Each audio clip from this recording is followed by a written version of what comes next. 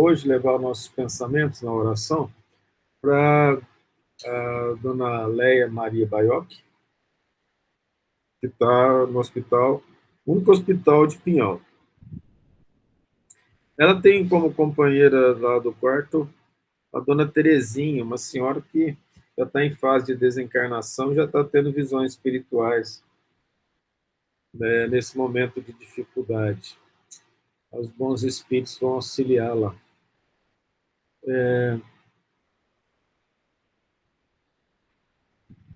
Alguém quer que a gente ore por mais alguém, além da recuperação do seu Javan, que está em recuperação, mas a gente agradece a Deus, ele está bem.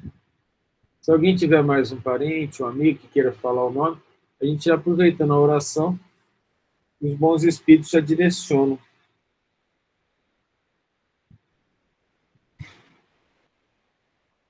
Eu tenho uma amiga com câncer, vai estar esperando para operar. Como ele chama? Lilina. Lilina. A Divina, amiga. Não, Maria Celina, A Lilina. Maria Celina. É. Então tá bom. O Emanuel Obrigada. vai fazer a oração inicial para a gente, Espírito.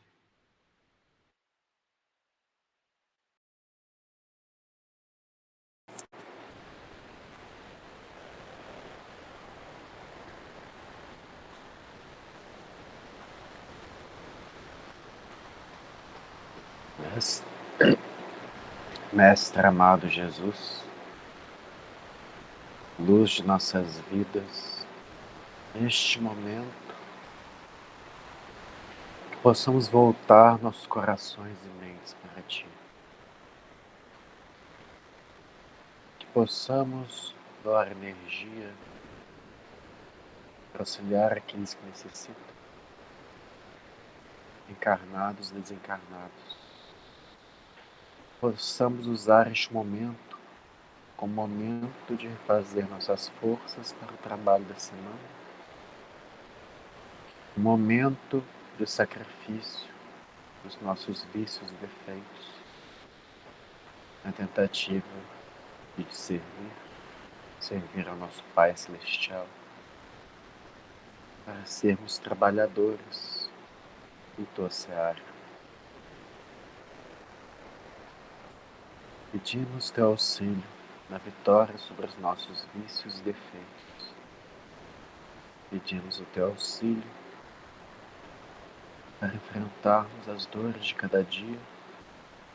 E durante essas dores, que possamos nos lembrar de tuas palavras e prosseguir buscando fazer o bem. Obrigado, que assim seja.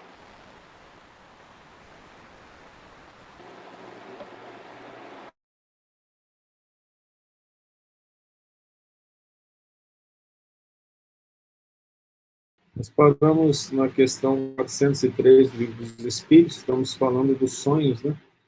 Vamos nos lembrar que toda vez que nós dormimos, nós treinamos para o desencarne. Nosso corpo permanece e nós, em espírito, saímos para os nossos interesses próprios, nós podemos seguir o bom caminho, que é seguir os bons espíritos, no auxílio ao semelhante, nós podemos seguir para caminhos não felizes, dependendo do nosso estado de espírito.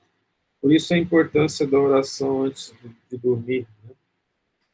Por isso é importante que a gente se ligue aos bons espíritos toda noite, para que a gente não seja arrastado para regiões infelizes, regiões em que os espíritos do mal, desligados do Cristo, tirem as nossas energias para o dia a dia. Mais do importante do que a oração são as boas ações. As boas ações nos colocam numa situação de estarmos em companhia dos bons espíritos, mas a oração sempre nos liga diretamente a eles. Lembrando, então, que o sonho ele tem a ver com as memórias desses momentos, e essa memória ela não é perfeita, porque ela é fantástica. O cérebro perispiritual, ele é muito mais desenvolvido do que o cérebro material. Então, receber as imagens do plano espiritual pode ser muito chocante e afeta de uma forma penosa o cérebro material.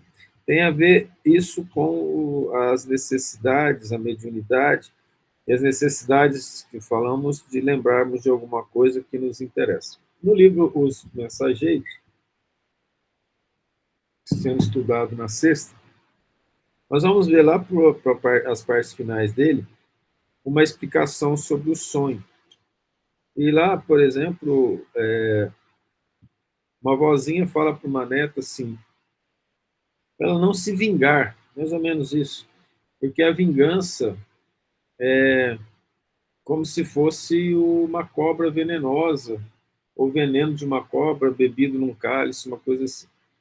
E a neta acorda, ela vai acordar, e é pela explicação dos espíritos lá, ela não vai se lembrar de tudo que a avó falou, vai se lembrar de que se sentiu muito feliz perto da avó, sentiu que a avó conversou com ela e pediu para ela perdoar, e lembrou que a vingança é uma cobra, e ela vai, na cabeça dela, vai vir a imagem de uma cobra, por exemplo, e que essa cobra representa a vingança. Então, a gente não consegue absorver, a não ser em casos de mediunidade, o que acontece conosco no plano espiritual à noite, porque isso seria desastroso. A dona Isabel, espírita de Juiz de Fora, falecida, contou uma vez que ela perguntou para o mentor espiritual dela por que as pessoas contam que tem sonhos maravilhosos, lugares maravilhosos, e ela nunca tinha esse sonho. Aí ele falou para ela que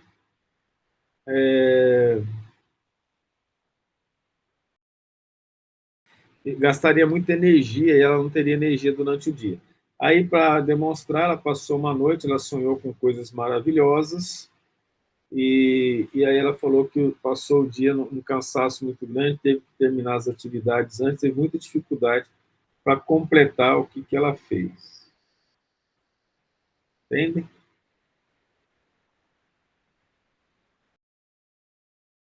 Então, nesse caso, lembrar dos sonhos não é algo que é muito interessante, mas nós sonhamos, já explicamos isso, né? Sonhamos todos os dias. Não lembramos todos os dias, mas sonhamos.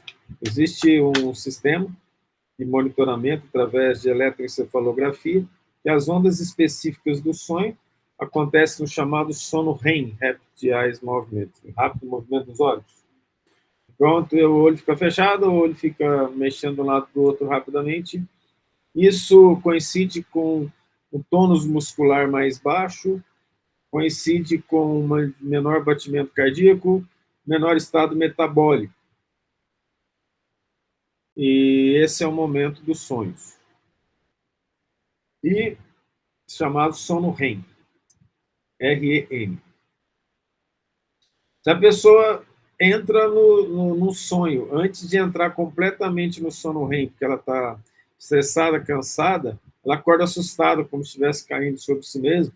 Se ela sonhar que ela está fazendo determinado movimento, ela bate a mão na parede, pode chegar a quebrar a mão, bate a cabeça, cai da cama. Isso é porque as informações que o espírito recebe, elas não são passadas ou são minimizadas para passar para o corpo durante o sonho, né? Se acontecer de não ter essa minimização, a gente pode até se machucar. Dadas essas informações, pergunta 403. Por que não nos lembramos sempre dos sonhos? Em o que chama sono, só há o repouso do corpo, visto que o espírito está constantemente em atividade. Recobra durante o sono um pouco da sua liberdade e se corresponde com os que lhes são caros, quer neste mundo, quer em outros. Quando eles falam desse mundo em outros mundos, eu ainda não consegui saber se era outro planeta. Porque, como existe na Terra vários níveis diferentes de estados onde os espíritos vivem em termos de evolução. Então, por exemplo, a gente vai ver que no nosso lado o André Luiz sonhou com a mãe dele e foi para um outro plano. Se eles consideram, e aqui estão chamando outro plano de outro mundo, eu não sei falar. Mas, sim, é possível que a gente se encontre com pessoas de outro mundo. Mas como é pesada e grosseira a matéria que o compõe, o corpo dificilmente conserva as impressões que o espírito recebeu, então, devido a essa questão da materialidade do cérebro, porque a este não chegaram por intermédio dos órgãos corporais. Então, passar as informações, as lembranças para o corpo material é desgastante.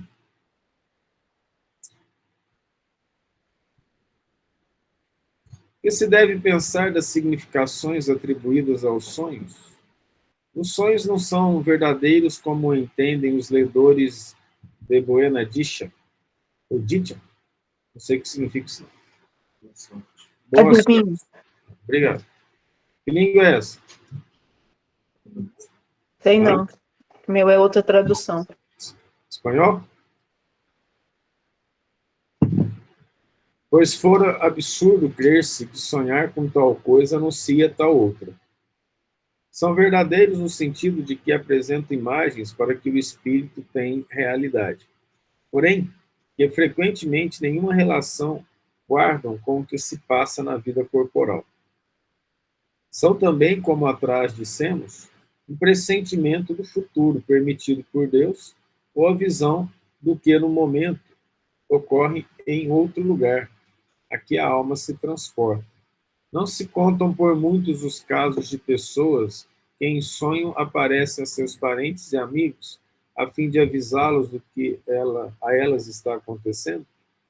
E são essas aparições, senão as almas ou os espíritos de tais pessoas a se comunicarem com entes caros?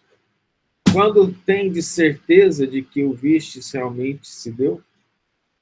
Não fica provado que a imaginação nenhuma parte tomou na ocorrência? Sobretudo se o de observastes não vos passava pela mente quando em vigília? Porque a ciência diz que são imagens do cotidiano. E quando você sonha com uma pessoa que você não viu, nunca conheceu. Eu já tive sonhos assim de ver pessoas que eu nunca vi aqui no planeta. Eles vão falar que o inconsciente, você viu, mas seu cérebro registrou e você não teve consciência disso. Se você acertar o inconsciente, então a psicanálise está certa. Então, a ciência não consegue explicar os sonhos de maneira clara, principalmente os de premonição. Tem gente que sonha e a pessoa fala, sonha que a pessoa vai morrer. Até falei que teve uma ex-aluna minha, né? Depois foi colega, virou professor. Falou, toda vez que eu sonho com uma pessoa, ela morre. Ela falou, sonhei com você. Eu falei, ainda bem que eu sou espírita, não acredito em morte, mas como é que a pessoa fala uma coisa dessa? Mas não acontece assim, né? Não é bem assim. Algumas vezes, sim, ocorrem avisos. Nós temos casos relatados desse tipo de situação que o indivíduo está quase morrendo e aí o pessoal começa a sonhar com ele, principalmente as pessoas mais caras, mais queridas, e ele vai avisar, ó, estou desencarnando. E acontece isso. Esses avisos podem acontecer. Alguém quer contar particularmente um sonho que ocorreu? Alguma coisa? Os déjà vus são esses relances que a gente lembra quando está dormindo, e aí, quando acontece, nós puxamos na memória e falamos, já passei por isso, mas na verdade não é que passou. A gente teve uma premonição do futuro, como o Espírito respondeu ali. Tá bom? Algum questionamento? Algum sonho? Eu tenho. Conta pra gente.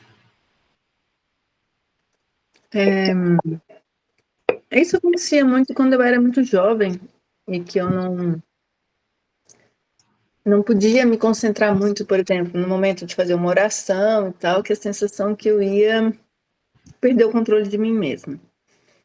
teve épocas de eu ter que fazer oração com os olhos abertos. E há muitos anos que isso não me acontece. E semana passada, acho que foi. Já estava até durante a manhã, acho que nesse sono, eu estava em um lugar e falando que eu precisava aplicar um passe em alguém. Uma voz me falando o que eu tinha que fazer, mas eu não queria fazer. E ao mesmo tempo eu estava irritada, como se eu soubesse fazer aquilo, mas eu não sabia.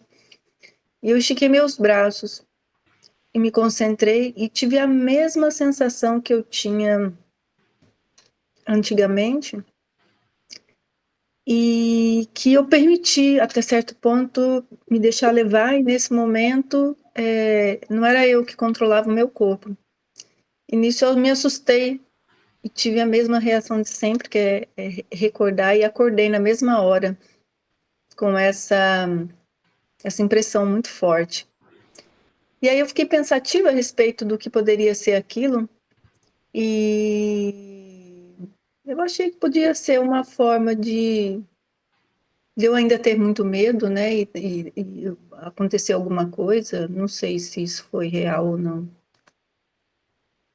É o treinamento da mediunidade e sonambulismo. E, na verdade, é você que está controlando o seu corpo. A questão é que, quando você muda para a visão espiritual, parece que é outra pessoa. Mas, na verdade, é você se controlando sem o cérebro material. Entende? Entendi.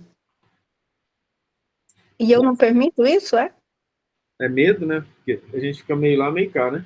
Aí quando você volta para cá, você tem medo de lá. Quando você está lá, você tem autoconfiança. Aí nesse estado intermediário, o cérebro material leva um choque. E aí dá uma sensação de... Não é mal-estar, né? Mas uma sensação de estar fora de controle, né? Isso.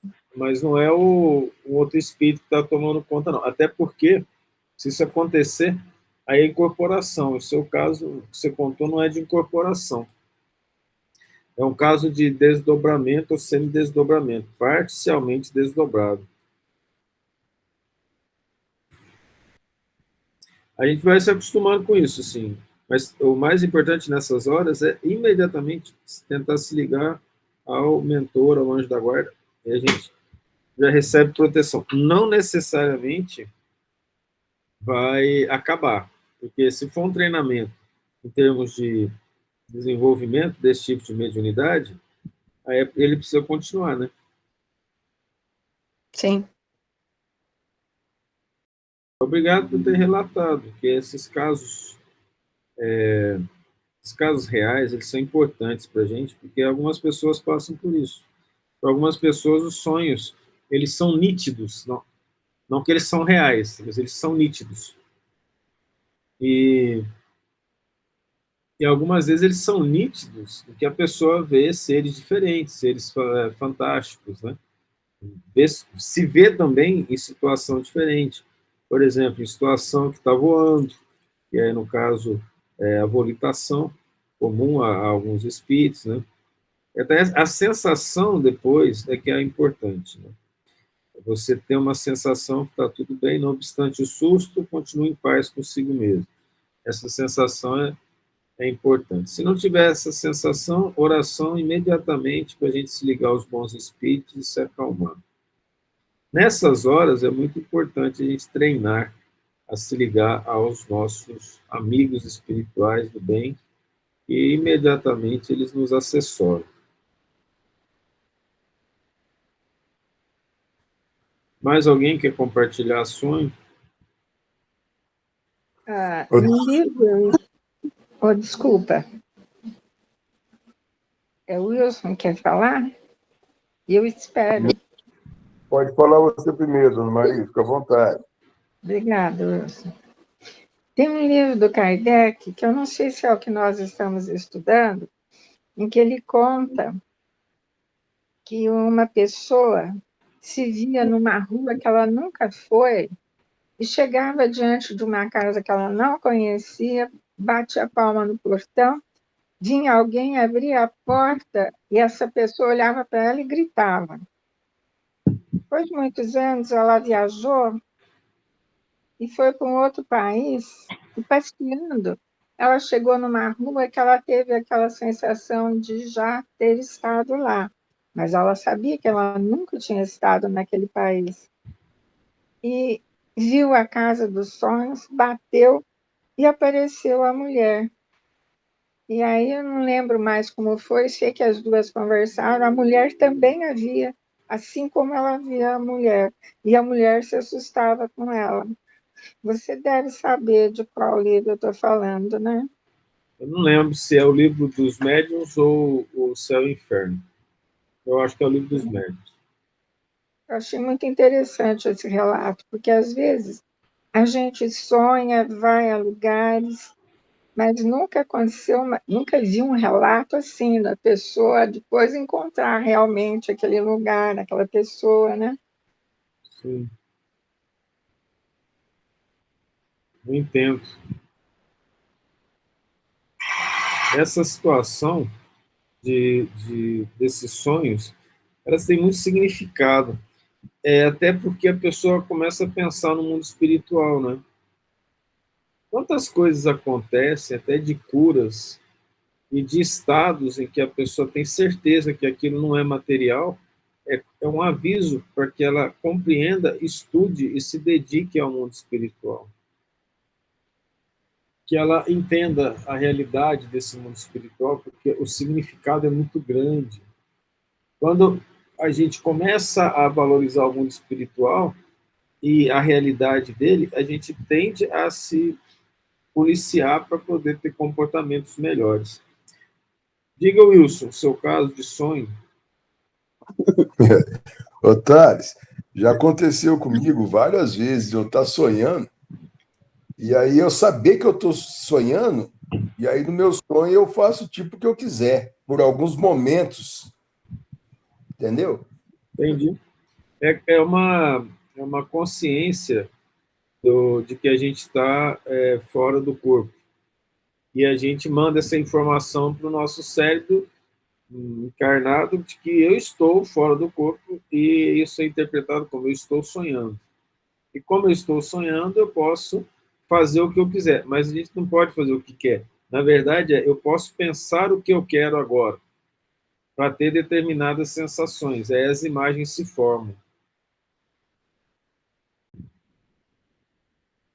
No cérebro humano. Eu sei que isso parece complicado, não pareceu complicado? Ah, sempre, né? Sempre. Que bom. Aqui, ô, Thales, outra pergunta. Eu sonho tanto sendo bom quanto sendo mal, né? Igual esse exemplo que você falou da mulher aí. Se a gente lembrar totalmente do sono, a gente gasta muita energia e acorda cansado, é isso? Sim. Sim. A não ser que exista mediunidade específica para isso. Tá? Eu vou mostrar isso para você. Eu me lembrei agora que eu tinha um artigo que é sobre o lobo parietal, occipital. Vamos ver se ele aparece aqui. Ó. Nesse artigo, esse aqui. Nesse artigo, a gente pega o caso de uma pessoa que tem uma lesão no lobo e ela, olha o que acontece. Ela é temporal, na verdade. Olha a imagem, você pede para ela desenhar, ó, ela está vendo a imagem, aqui à esquerda, ela desenha do lado direito, tá vendo? Isso é uma lesão. Deixa eu ver se tem mais outra aqui, imagem. Não tem, mas é só para vocês terem uma ideia de uma lesão. O que significa? A gente forma imagens, a gente vê e forma imagem no nosso cérebro, principalmente no occipital, parte do temporal. Quando eu estou no sonho, quando você fala assim, eu vou fazer o que eu quero, na verdade eu não consigo fazer o que eu quero. Eu penso, crio a imagem e eu entendo no meu corpo como se eu tivesse feito, mas na verdade foi minha imaginação. Aqui, na verdade, à esquerda, ele está olhando o modelo e desenhando. Do lado direito, tira o modelo e pede para ele desenhar. Aí ele não consegue criar a imagem mais. Para vocês terem uma ideia dessa questão de cérebro, do cérebro material, que pega as informações. Então, eu olho e eu crio a imagem dentro de mim. E eu posso buscar essa imagem na forma de memória. Eu busco essa imagem na forma de memória, eu posso trabalhar essa imagem, sem problema. Eu trabalho essa imagem do jeito que eu quiser. Quando eu estou no plano espiritual, eu falo assim, nossa, agora eu estou consciente, eu dei uma ligadinha no cérebro material, eu estou sonhando. Agora eu vou fazer uma coisa. Na verdade, o que você faz? Você pensa nessa coisa, cria a imagem dela, e o cérebro material guarda a imagem que você pensou, não necessariamente que você fez. Eu acho que ficou mais claro? Sim, agora ficou legal. Obrigado. Bernardo? E não vou fazer, Oi? e não vou fazer pix, não. Só obrigado mesmo. Então tá bom.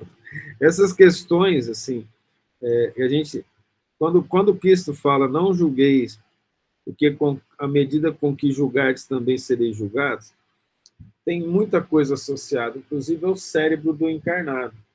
Tem cérebros que são frágeis, o Allan Kardec coloca isso. Tem cérebros que são mais imaginativos. O cérebro do médium, o André Luiz coloca que ele não é um cérebro dentro da normalidade. Então, as pessoas que se desequilibram no trabalho mediúnico, são muitas, que a gente tem visto por aí, que prometeram trabalhar para o Cristo, mas, na verdade, não seguiram esse caminho, eles se tornam pessoas mitomaníacas, que mentem compulsoriamente, criando imagens de si mesmo e da realidade que não existe. Porque o cérebro deles vem com uma facilidade para poder imaginar.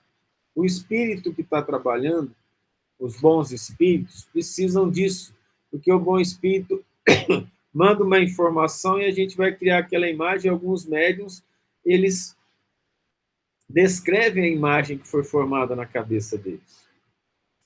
E aí ele precisa ter essa capacidade de imaginação maior. Aí ele não usa para o bem, ele começa a criar com a influência dos obsessores, então ele cria coisas sobre si mesmo.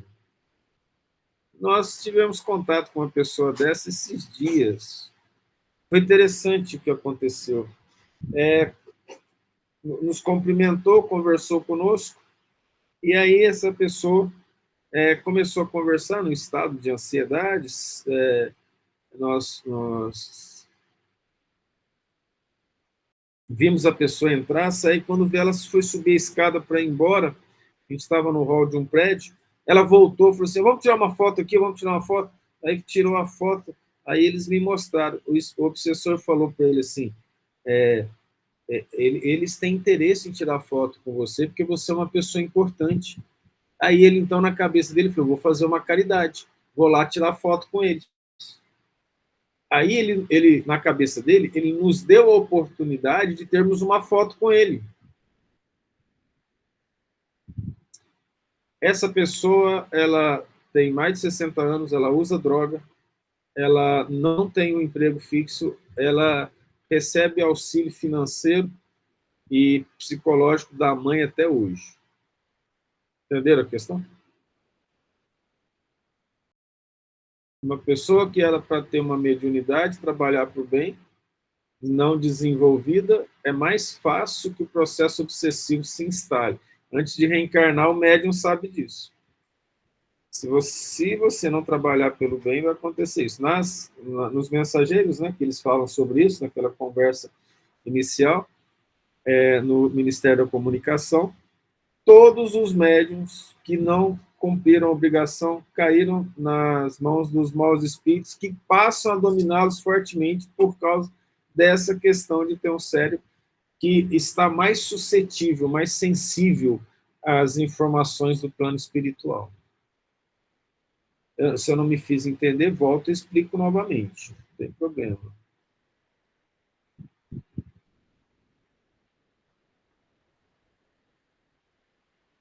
Tá bom. 405.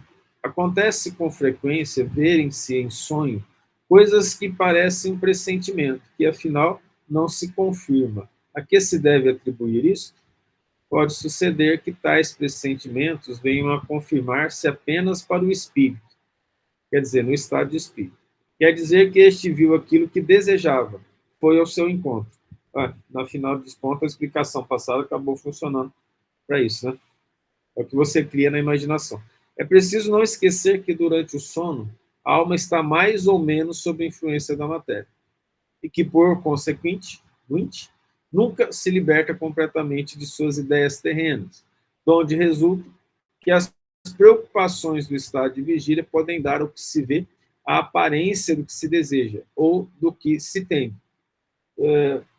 Wilson, aquilo que você falou é mais ou menos isso, você entende?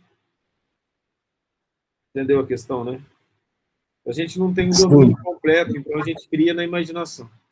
A isto aqui, em verdade, cabe chamar-se efeito da imaginação. Sempre que uma ideia nos preocupa fortemente, tudo que vemos se nos mostra ligado a esta ideia. Por isso a importância de tomarmos muito cuidado com ideias de inveja, de vingança, de maldade, porque a gente se liga fortemente a elas. E aí gera monoideias. Os obsessores querem que a gente fique num estado muito importante de ligar as coisas do bem. O que o obsessor quer que a gente faz? Ele quer nos tirar de um determinado estado de ligação com o bem, quer nos colocar numa situação em que a gente tem uma ideia fixa de raiva, de ódio, de vingança. A gente não enxerga mais nada. Acho que todos também já tiveram a oportunidade, talvez os mais novos não, de conversar com pessoas ou ter discussões em que a pessoa só enxerga uma determinada coisa. Você pode tentar explicar o que for de outra maneira, baseado na realidade, em fatos, e a pessoa só enxerga o que ela quer. Isso é a fixação de ideia ou monoideia. Certo? Nós já tivemos, gente, dando palestra espírita, os espíritos mostravam algumas pessoas completamente desligadas da lição. Ela estava pensando nas coisas do mundo, estava se ligada às coisas do mundo. A gente faz estudo espírita aqui, e muitas pessoas não estão ligadas ao estudo, elas não estão querendo absorver ou se ligar aos bons espíritos. Eu estou fazendo um estudo e eu estou ligado a outra coisa, eu estou interessado nele. Se eu mostro desinteresse numa assembleia de gente séria, as pessoas sérias vão considerar que o indivíduo está com interesse? Considere as pessoas sérias os bons espíritos. A não ser, evidentemente, como aqui a maioria é mulher, né? Vocês conseguem fazer duas coisas ao mesmo tempo, 3 ou 4. Eu tenho essa dificuldade. Eu tenho que olhar, tenho que me ligar. Não tem jeito. Aí senão eu me perco. Então, é uma oportunidade. Eu levei um puxão de orelha esses dias. A gente estava fazendo uma leitura evangélica e eu estava prestando atenção em outra coisa. O Espírito falou assim, você está cansado? Aí estão lendo o Evangelho. E você está perdendo a oportunidade de melhorar seu estado de espírito? Opa, foi mal. Não estava fazendo nada que os outros vissem. Perdi o pensamento por falta de concentração. Então, nós temos oportunidades imensas se a gente conseguir focar. Focar é importante, mas se uma monoideia nos pega, a gente acaba em uma auto-obsessão que depois vira uma obsessão. A auto-obsessão é quando eu esqueço das outras coisas para pensar só naquilo que me interessa. É diferente de foco. O que eu estou falando chama controle do pensamento, direcionamento do pensamento. Veja só como é que as coisas seriam mais simples e melhores. Eu vou para uma aula. Se o professor me dá condições de aprender com ele e eu prestar atenção, eu aprendo. Chego em casa, leio, fico sabendo da informação. Eu vou para uma aula em que tem um professor que me explica isso, mas eu não presto atenção na aula e nem leio em casa. Faz sentido esperar que exista algum conhecimento associado? Não faz. A situação é tão complexa que uma vez eu falei para o meu filho assim, para quem não dá aula, meu filho, senta lá no fundo, abre a apostila, o livro, vai ler. Porque aí também, se você prestar atenção na pessoa que não quer ensinar, é outra história. Aí é a questão de fixação, de disciplina, de uma ideologia de tentar manter o máximo de informação possível consigo mesmo. Mas o que eu digo é assim, se a gente se presta a fazer aquilo que nós estamos nos oferecendo a fazer, as coisas ficam mais fáceis para a gente, vocês concordam? Não. Vocês já perceberam que a gente tem a capacidade de fazer um tanto de coisa sem estar presente espiritualmente? Ou não? Sim. Como A assim? gente se propõe a ter uma tarefa, eu estudo mesmo, mas aí eu fico só aqui com ele ligado, como se eu tivesse indo para a igreja, com a consciência tranquila, mas eu desligo completamente das informações que estão sendo passadas. Isso a gente se prestou a entrar no estudo, mas não prestou atenção, a gente não se prestou a fazer o que a gente estava fazendo. Entendeu? Aí vale para a sala de aula, vale para o que mais? Vale para o trabalho, algumas vezes vale para dirigir. Na hora que você para o carro, você fala, o que eu estou fazendo aqui, meu Deus? Pois é. A Maria falou que fazer compra, né? A pessoa falou, a melhor maneira de não gastar demais é você escrever o que você vai no supermercado, só compra aquilo, porque você ficar passando as prateleiras. Né? Mas é tão bom. Não, sim. Estou falando dos prazeres, estou falando dos processos de disciplina. Né? Eu também acho que isso descansa de vez em quando. Eu estava falando, esses dias eu estava falando para um tio, falar assim, descansa. Ele falou, estou fazendo compra com a minha esposa. Eu falei, bom descanso. Aí era no grupo da família, dessa família, aí a esposa escreveu assim, uma carinha assim, né? Que eu não entendi. Eu falei, não foi irônico, é porque aqui em casa a gente fica sentado lendo, né? A gente cansa muito. Então, de vez em quando, vamos descansar? Vamos para o supermercado. Ele já aproveita, faz compra, descansa e volta para trabalhar, né? Mas não foi ironia, foi assim, a gente descansa fazendo isso. Mas é sempre bom para não exagerar, né? Eu estou dando só um exemplo simples, mas a maioria das coisas que a gente faz, a gente não foca bem. Né? Você imagina a gente foca bem, quer ver? Quantos aqui não passaram por isso? Entra aí e me avisa, tá? Começou a ler uma página de um livro, chegou no final, não lembra nada que estava escrito em cima, estava pensando em outra coisa. Alguém Fácil. Para dizer que não faz isso? Pois um dos meus métodos de estudo foi jamais chegar no fim da página, jamais, sem ter compreendido o que foi lido em cima, até chegar lá. Dá um cansaço, uma dor de cabeça, e isso me tornou um leitor muito lento. Eu leio lentamente, porque eu não aceito mais ler uma coisa e não entender porque é perda de tempo. E quantas pessoas usam isso para mentirem e contar para a mãe? Nossa, estudei demais. Não aprendeu nada, só passou as páginas. Aí é uma coisa interessante, é algo de você consigo mesmo. Tem a ver com foro íntimo, né? Essa é uma questão interessante. Como é que nós chegamos nesse assunto, né?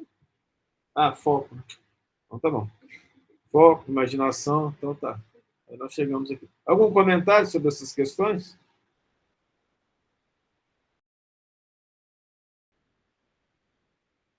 Muito obrigado por comentar.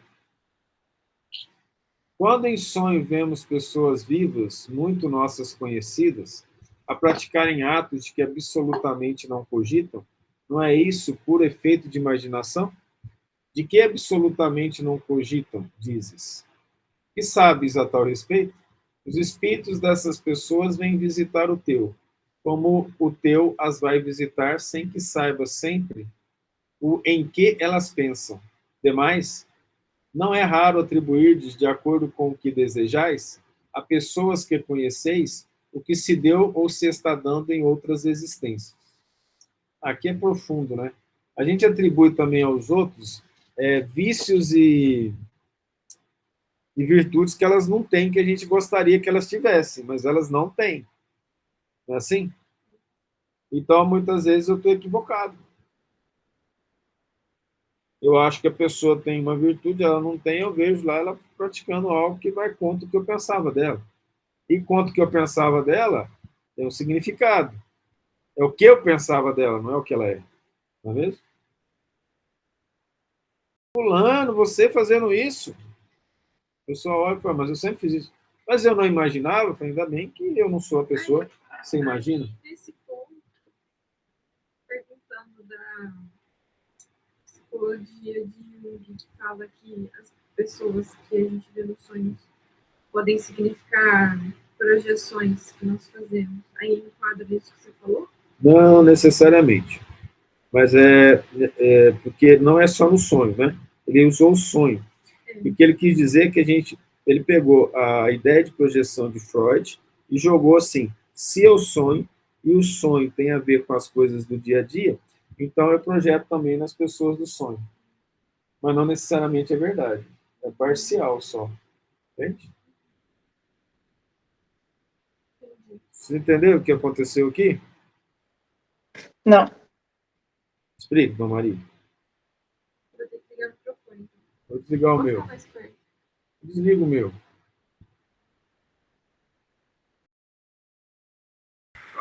É que, como ele falou sobre as pessoas que a gente coloca virtudes ou vícios nas pessoas que às vezes não condizem com a realidade, aí eu lembrei de Jung, que foi um discípulo, né, de Freud, mas que se separou dele depois. Rapidamente, é. E o Jung, ele acabou estudando bastante sobre sonho. Ele achava que o sonho era o ponto principal para descobrir o que estava no inconsciente. Escreveu um livro? Hã? Escreveu um livro, Ele escreveu vários livros. Não, a interpretação dos sonhos é de Freud. Mas Jung, quase todos os livros de Jung é sobre sonhos. Tem Alquimia, O Homem e seus Símbolos, ele estudava o simbolismo, as coisas. O Homem e seus Símbolos, que é o que eu não. O Homem e seus Símbolos fala sobre alguns símbolos nos sonhos. Aí o Jung falava que quando você sonha com uma pessoa e ela está fazendo algo que às vezes não é de acordo com a personalidade dela, ela pode significar uma representação da projeção que você fez. Talvez de um conteúdo que na verdade seja seu, mas que você está vendo na imagem da pessoa. Aí eu perguntei se isso que ele falou da gente enxergar virtudes ou vícios nas pessoas tinha relação com isso, em relação aos sonhos. Deu para entender? Entendi, expliquei. Aproveita que você está aí e já explica. Aí o Thales explicou que não necessariamente, que ele usou sonhos, mas que isso acontece também na vida comum, né? E não significa necessariamente isso, porque pode ser que a gente também não conheça a pessoa, né? Então tem uma outra parte sobre a realidade mesmo, né? Dentro da projeção. É isso?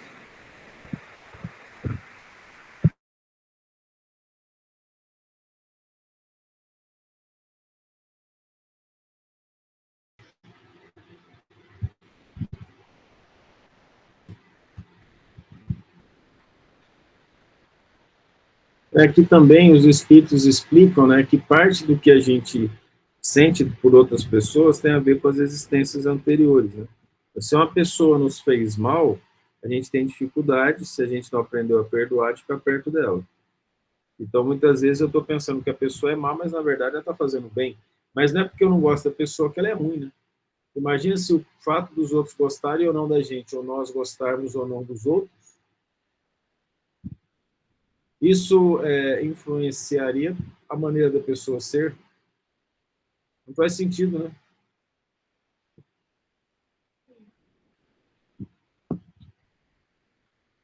É necessário o sono completo para a emancipação do espírito? Não. Basta que os sentidos entrem em torpor para que o espírito recobre a sua liberdade. Entendeu, Ana Paula? Sim. Não precisa estar exatamente dormindo. Para se emancipar, ele se aproveita de todos os instantes de trégua que o corpo lhe concede. Tem uns que o corpo concede demais. Você olha para a pessoa, ela acorda. Estava numa banca, estava numa banca uma vez, a banca, quando eu olho para o lado, o velho da banca, como é que ele vai falar do que aconteceu na banca? Aí ele falou do que ele leu. Mas uma capacidade de dormir assim absurda, né? Tem as pessoas que são assim.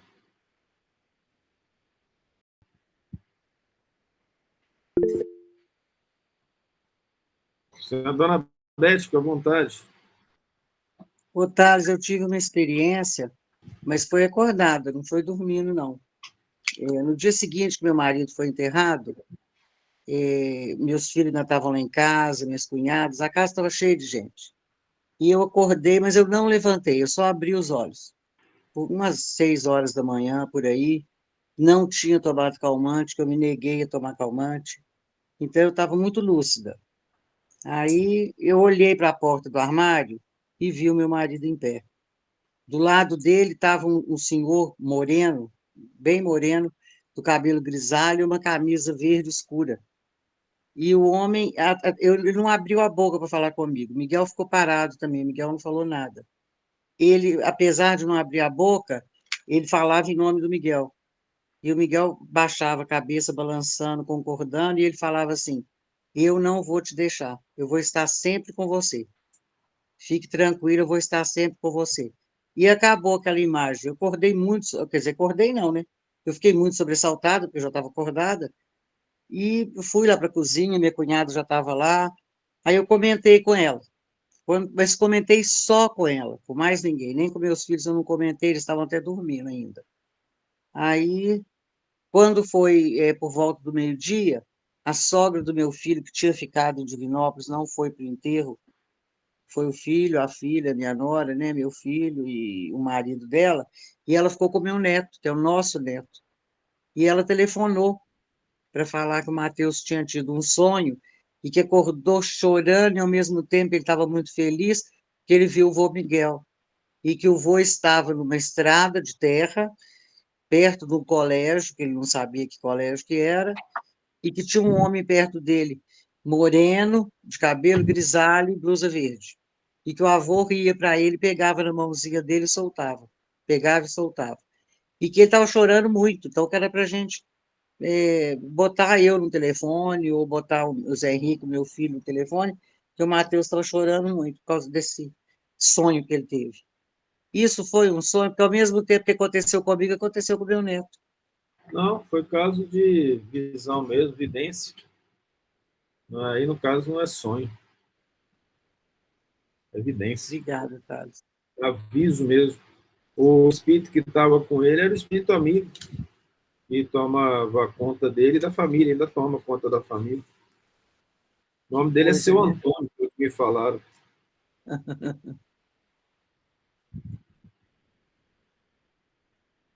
Até Obrigada, mais, Thales. em relação a essas coisas. Sim, senhora. Quem quer falar mais? Ninguém mais quer falar? Então, tá bom. Vamos para o próximo.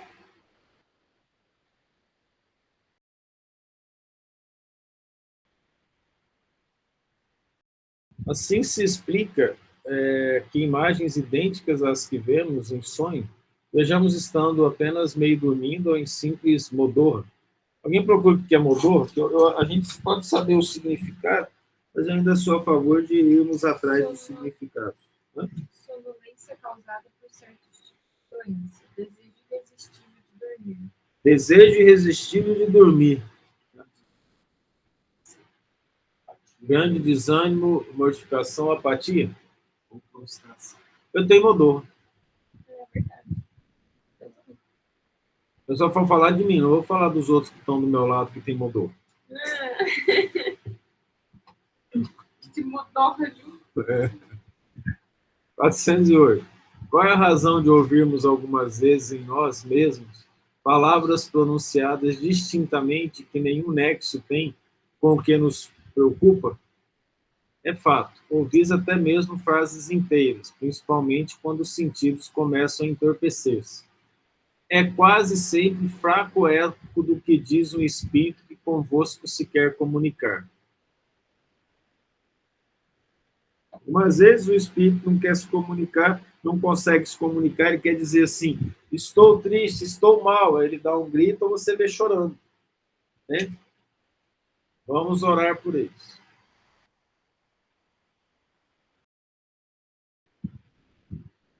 Outras vezes, no estado que ainda não é bem o do adormecimento, estando com os olhos fechados, vemos imagens distintas, figuras cujas mínimas particularidades percebemos. Que há aí efeito de visão ou de imaginação? Estando entorpecido o corpo, o espírito trata de desprender-se, transporta-se e vê. E já fosse completo o sono, haveria sonho. A gente já começa a ver antes. Os amigos espirituais me chamaram a atenção aqui para fazer um comentário.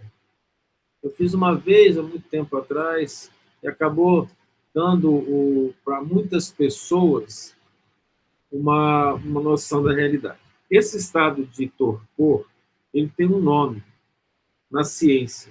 Procura para mim. Estado de torpor antes do sono. Ele tem um nome, esse nome é Nick de alguma coisa. Agora sumiu. Esse estado, todos nós entramos. E esse estado de torpor é quando a gente está saindo do corpo, mas ainda mantém relação com o nosso cérebro material. E também quando a gente está voltando para o corpo e a gente tem esse estado material. Tem essa relação com o cérebro material. Todos entenderam isso que eu falei? Todos? Está claro?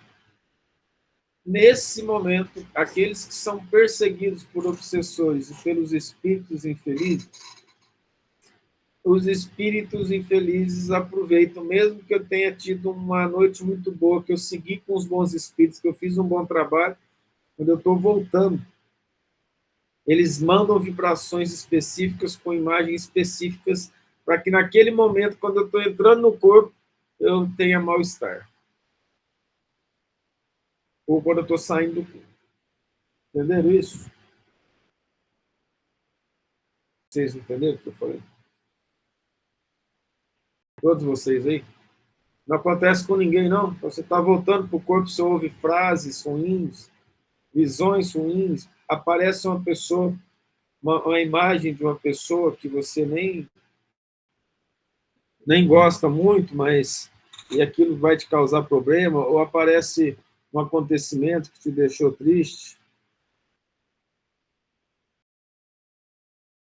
Eu sinto, quando eu tenho perturbação à noite, e que eu consigo, na hora que eu estou acordando, ainda não estou bem desperta, eu ouço os barulhos que, inclusive, eu já relatei para você. Mas, assim, já senti também uma vez ou outra que me tocavam acordando.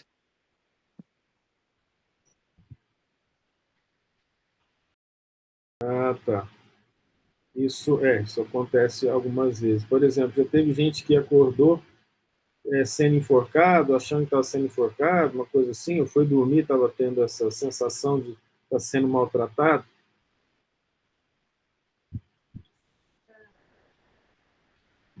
A sensação de que eu estava gritando. Eu acordei gritando, mas a voz não saiu. Eu estava gritando de espírito. Ah, tá. Aí, quando eu acordei, com a sensação muito forte que eu estava tentando gritar, mas não tinha voz. Aí depois a voz saiu um pouquinho. Como é que chama aí? Angústia?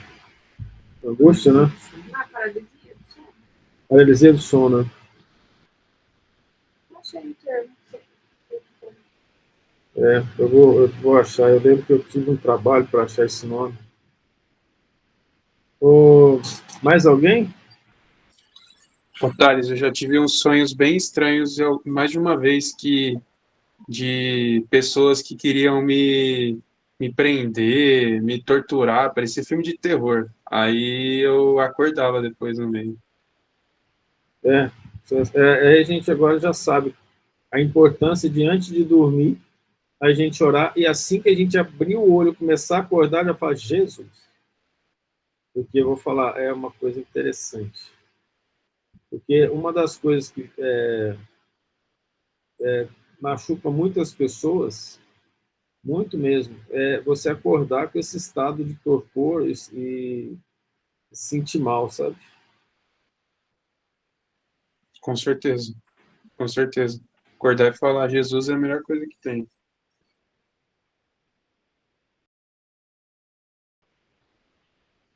E faz uma diferença para a gente pro dia. Sim. Mas alguém tem algum comentário sobre isso? Sobre esses momentos? Os médios passam muito por isso. Essa paralisia do sono, eu não sei se isso é o que acho que foi a Maria que comentou, Sim.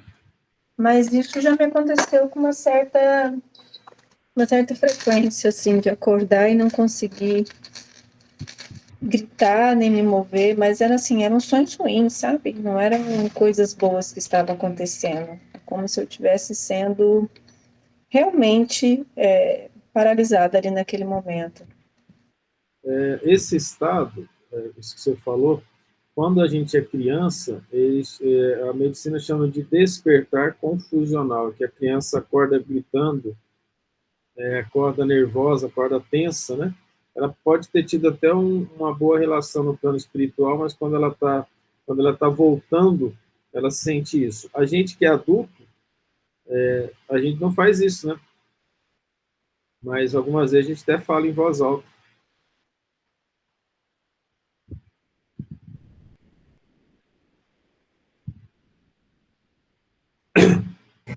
Thales, e tem alguma coisa que a gente possa fazer para evitar isso ou não?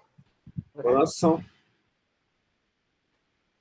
Como a gente falou, antes de dormir, a gente ora, e assim que acorda, Jesus. Fique à vontade, dona Maria Ângela. Como a gente está falando de sonhos, então eu vou te contar duas coisas que aconteceram. De sexta para sábado e de sábado para hoje, comigo. De sexta para sábado, eu não via, mas eu sentia a presença da minha tia ao meu lado. E ela me levava para alguns lugares que eu não conhecia. Em determinado momento, a gente estava passando por um corredor, umas portas de madeira muito bonitas e todas iguaizinhas, iguaizinhas. Algumas eu vi conteúdo, eram quartos, pareciam de enfermaria, assim, com camas mais escuras, e eu não via ninguém. Isso foi de sexta para sábado. E de ontem para hoje, olha, que me deu um branco, agora não estou lembrando. Estava com o sonho aqui, acho que não é para eu comentar. Ah, lembrei. Eu estava trabalhando, que impressão que eu tenho é de que era no banco que eu trabalhei, solteira, casada. Mas a gente, nós tínhamos roupas, lençol, toalha, e não tinha lugar para pôr as coisas. Em determinado momento, eu fui ver se eu tinha esquecido alguma coisa, entrei num quartinho escuro, Thales, mas o que tinha de barata e rato, eu saí correndo de lá. Nossa. Eu só estou comentando porque a gente está falando muito de sonhos, e isso foi o que me aconteceu, e eu acordei sob essa impressão de hoje, e ontem eu acordei com a sensação da minha tia. É interessante, mas o que me passaram aqui, que a senhora viu umas coisas muito tristes, e aí a senhora associou a baratas e ratos. Mas não necessariamente estava vendo isso. Ainda bem, porque as minhas avós, tanto a portuguesa quanto a brasileira, diziam que sonhar com baratas, insetos, não era um bom sinal, e a gente fica assim apreensiva ainda aqueles conceitos que a gente adquiriu na infância sempre ficam dormitando dentro da gente, né? Sim, fico. Eu consegui o nome aqui, chama hipnagogia. Alucinação hipnopômpicas é quando você está acordando. Hipnapômpicas é quando está acordando. Hipnagógica é quando está iniciando. Estou mandando para o nosso grupo aqui essas informações. Tá? Quem falou, fala isso. Ô, Thales, se de noite, quando a gente está dormindo, o espírito que sai, vai trabalhar, vai ver, vai dar o rolê dele, né? Por que ele traz o cansaço para a gente quando a gente acorda? Já fala Jesus e tenta orar o mais rápido possível. Dar o rolê ficou interessante, mas tudo bem. Dar um rolê eu achei legal você falar.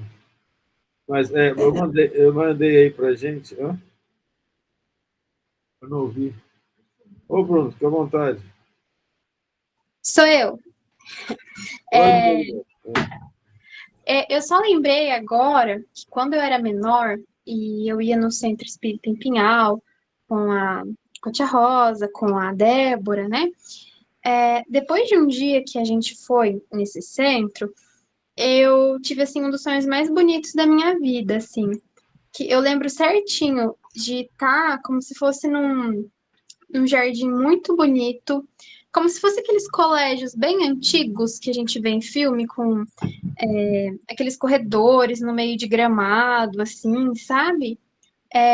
Muito florido, muito bonito, tava um dia maravilhoso, assim. E aí eu vi algumas pessoas passando para lá e para cá. A sensação foi, assim, muito gostosa quando eu acordei, sabe? E eu lembro de ter conversado com algumas pessoas, mas eu não consigo lembrar a fisionomia. Mas foi um dos momentos mais gostosos, assim, que eu tive quando eu acordei, assim.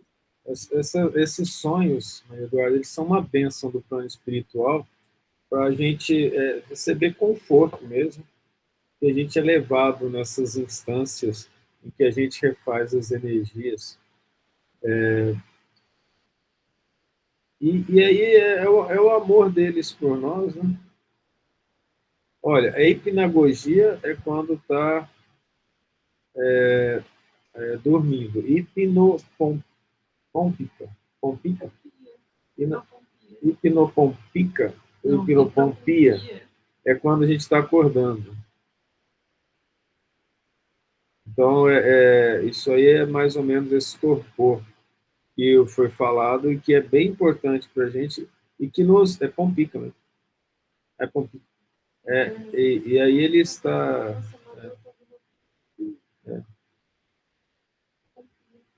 São estados de transição da consciência entre a vigília e o sono. É muito importante a gente se ligar nesses momentos e orarmos, porque ali a gente pode sofrer muito assédio, tá?